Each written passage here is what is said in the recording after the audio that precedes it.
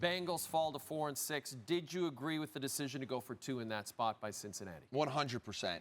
And we talked about this Monday night with Baker Mayfield. Tonight, you're playing the Baltimore Ravens.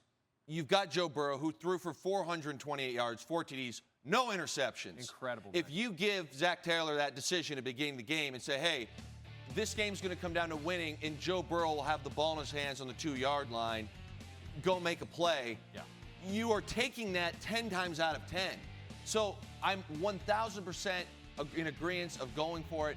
I felt very terrible for the Bengals. I mean, they went over on the broadcast. Gesicki is held. Joe Burrow is also hit in the face here, which is a penalty. I know it doesn't look like one, but per the rules, it's a penalty. It's a bit of a strange play call to go to Hudson on a return route there. I don't love that part of the 2-point conversion play. You'd hope that they'd have something like real special kind of dialed up for that moment. But the idea of going for 2 there, I absolutely agree with. Ravens have the 3rd shortest odds to win the Super Bowl at this point. Do you feel like they've been overhyped a little bit? I do. And I'm guilty. I'm one of the most guilty. But I watch this game here, and I sit here and say, you're a 2-point conversion away from being 6-4 after 10. Now they're 7-3. Yep. The Kansas City Chiefs have not lost since last year. Like, they're not in the same stratosphere as the Chiefs right now because the Chiefs are a complete team. The Ravens offensively were asleep for a whole first half. That fumble and the turnover gave them life and got this thing going. And obviously the Ravens are wildly talented, but they struggled for a large part of this game against a bad Bengals defense. So am I saying that they are a bad team? Absolutely not. But you're a 2-point conversion away here from being 6-4 and being in 2nd place in your division behind the Steelers, potentially by 2 games, depending on how the weekend goes. And the Bengals are 1 back, and you split with them. So as great as they are and as much talent as they are, and Lamar and Henry are absolutely incredible, they've got to figure out what's going on in that defense for me to sit here and say that they deserve the hype they've been getting, because that was an abomination. So for you, in your mind, Ravens didn't win that game, Bengals lost that game? For sure. The Bengals were playing the perfect game. First and foremost, I mentioned the Bengals defense, which is not their strongest part of this team, was doing a phenomenal job. And you saw a ton of, first and foremost, Henry did not break any big runs. He really didn't even get the 5s and 6s that you're used to seeing.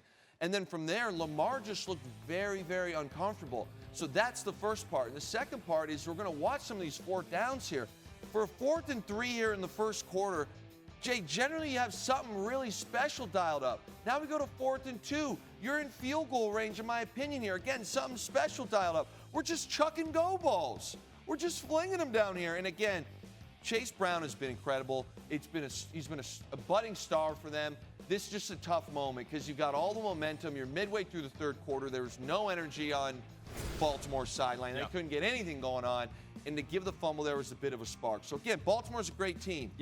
But Cleveland is not. Cleveland is definitely not. But I sit here and I watch tonight, and I'm guilty as charged. But it's one of those things where I say to myself, the Buffalo Bills are sitting at 7-2.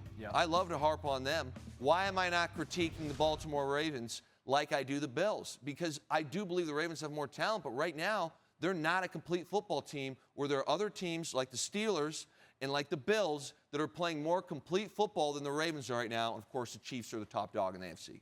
And then you have the Lions. They're in action on Sunday night, buddy. Are you ready? I mean, can't Are wait. you ready for Can't this? wait. Danny Campbell against D'Amico Ryans. Who do you got in this one?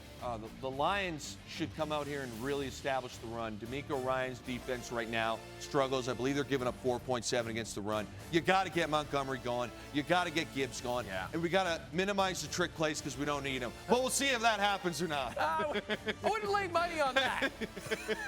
You're probably getting some trick plays. It's Dan Campbell. You can catch the game starting with the pregame show Sunday, 7 p.m. Eastern time after it's all over.